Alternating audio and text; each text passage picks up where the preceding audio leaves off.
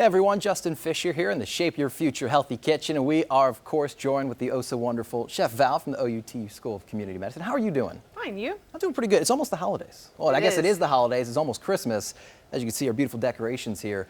And one of the things that for Thanksgiving you love, for Christmas you love is mashed potatoes, but we're switching it up here because vegetables, one of those things that it's very hard to get kids to eat those, I guess parents too, and grown-ups in general, but we're putting those in a pot.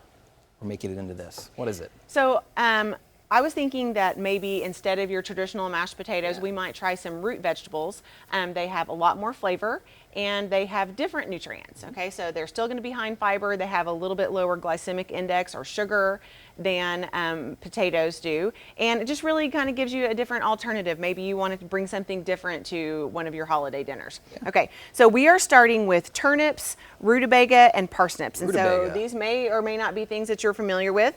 They do all require that you use a peeler or a knife and peel the skin from them because that is quite a thick, waxy skin, especially on the rutabaga.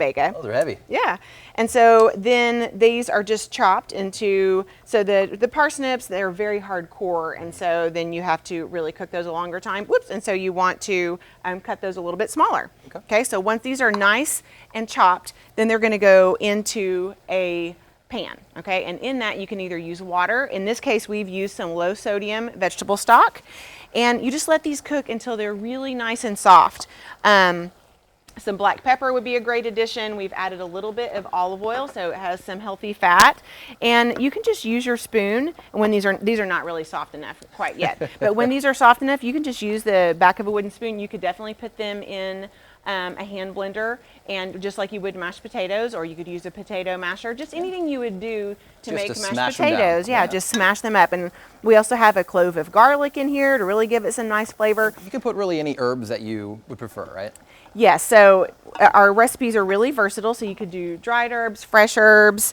Yeah, so that would be really good together. And then the finished product, we have a really like rustic, crushed root vegetable. One of the things I love when we do segments with you is it's a little bit of, I guess, art on the food. It's the herbs that are freshly cut here.